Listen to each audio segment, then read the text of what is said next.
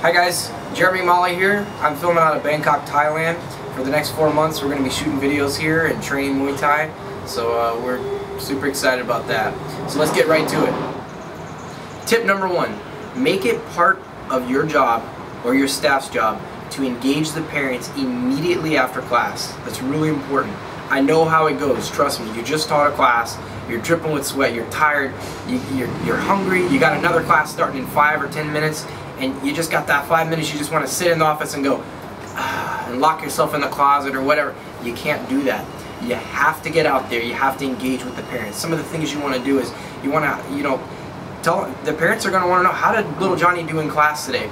Or you can go tell them, John did great, his sidekicks need some work, or he did really good today. Ask them if they have any questions. Go out there, make announcements about things that are going on. All that stuff's important. You have to engage with them. Tip number 2, keep your school immaculately clean. Very important.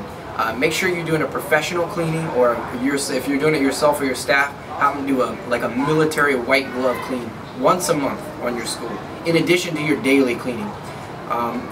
And another thing is, I've been to a lot of martial arts schools, and I've seen some horrible, horrible bathrooms. You know who you are. If you're not, if you can't be biased about your own school, how clean it is, get somebody that you know is like a clean freak. Go in their house, and if their house is like spotless, get them to come into your school and give you an honest evaluation of how your school is. Parents do not want to train or sign their kid up at a place that smells like feet. Tip number 3, titles and names. I don't call parents of students at my school by their first name. I always go by last name. And I recommend that you do the same. And I don't allow them to call me by my first name. I always use my title, which would be Mr. Molly for us. Whether your school does sensei or master or whatever you use, I suggest you use that. It does a couple things. Number 1, it avoids confusion. Think about it. Eventually, most of those parents are probably going to become students of yours, right? And if you allow them to call you the wrong title from the beginning, then it makes it harder to transition. Also, it's really confusing with the kid, because think about it. If mom is calling me Jeremy and little Johnny has to call me Mr. Molly, it's kind of confusing.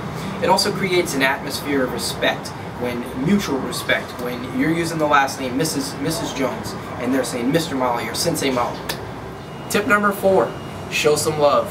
What I like to do in my classes is at the end of class, not all the time, but occasionally, I'll get all the kids together and I'll say, alright guys, what I want you to do is, I want you to go out in the lobby tonight, when the class is over, go right out, find mom or dad or grandma or grandpa, whoever brought you to class, give them a big hug and say, thanks for signing me up for martial arts. I love you. Something really simple just like that makes a big difference. The parents are going to appreciate what they're doing. They're going to see the value in the program. That kid might have been, the parent might have at that time been thinking, man, I don't know if I'm having a bad day, martial arts, I don't know if I'm going to re-sign Johnny up for martial arts today. I don't know if it's really benefiting. And then the kid comes out and tells you, thanks mom, I appreciate you bringing me to class, or you signing me up for martial arts. Makes a big difference. And your retention is going to benefit from that too. Tip number 6. The secret to keeping all your parents happy is realizing that you cannot. The more you try to please everyone, the less people you end up pleasing. You end up pleasing nobody. Whatever decision you make, if it feels good in your heart, you know it's the right thing to do, go with it and be confident in that decision. Last tip, have extra stuff on hand for when you make mistakes. Think about this. What does a 50-cent pair of foam nunchucks, or a private lesson, or a free testing, what does that cost you? Not much, right? But what value does that have to the student? A lot. So even the best martial arts schools, I happen to think I run a pretty good martial arts school, I'm pretty happy with my customer service, we still make mistakes. We forget to order something, or we order something late, or we just make a mistake. Rather than just saying, oh, I'm sorry. What if you gave that person a set of nunchucks? Oh, your uniform didn't come in time? Tell you what, I got this special uniform for you.